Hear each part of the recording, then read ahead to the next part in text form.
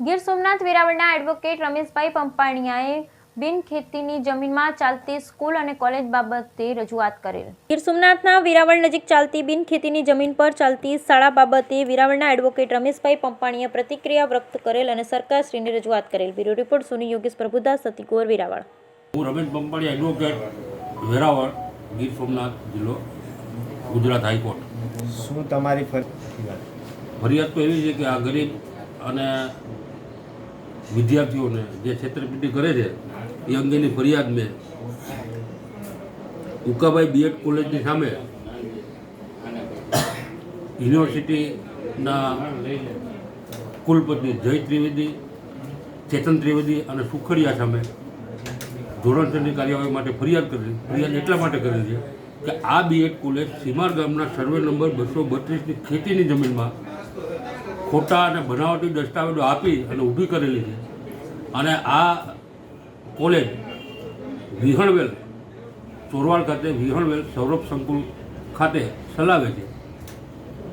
અને એની પરીક્ષા ફરી પાછી વેરાવળ મુકામે મહિલા કોલેજમાં લેવામાં આવે છે. એટલે વિદ્યાર્થીઓને જે માર્ગે દોરી અને પાસ કરાવવાની શરતે બહુ મોટી રકમ ઉપાડી અને આ બધાની મિલીભગતથી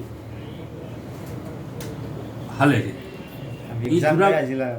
એ જુનાગઢ જિલ્લામાં આવેલી છે અને એક્ઝામ ગીર સોમનાથ જિલ્લામાં લેવામાં આવે. આપણે વેરાવળ પોલીસ સ્ટેશનમાં 31/8/2024ના રોજ આ બાબતની ફરિયાદ કરેલી. આ ફરિયાદની નકલ મેં બધે જગ્યાએ રવાના કરી છે. ડીવાયએસપી, એસપી, આઈજી, મુખ્યમંત્રી, શિક્ષણ મંત્રી, ગૃહમંત્રી હર્ષ સંઘવી સાહેબ,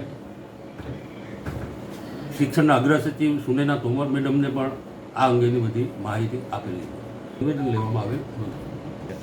તેની પાછળનું તથ્ય એટલું છે કે આ ચેતન ત્રિવેદી, જય ત્રિવેદી અને સુખડિયા એ ભાજપના કિરીટ પટેલ જે જુનાગઢ જિલ્લાના પ્રમુખ છે એનો હાથ છે એની ઉપર. અને આ જે જય ત્રિવેદી છે એ ત્યાંનો મહામંત્રી છે, જુનાગઢ ભાજપ શહેરનો મહામંત્રી છે. આથી એને સાવરવામાં આવે છે. એક વનિતાબેન બીએડ કોલેજ ભાષા અને સાદાગ્રામ બીએડ કોલેજ માંગરોળ, જેમાં NCT એક્ટની 1993 કલમ 4 અને સેક્શન 17 હેઠળ માન્યતા ન હોવા છતાં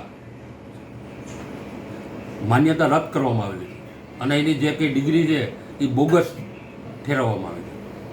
તમને કઈ રીતના ખબર પડી? વિદ્યાર્થીઓના વાલીઓ આવી અને એડમિશન સીમાર લે ભણા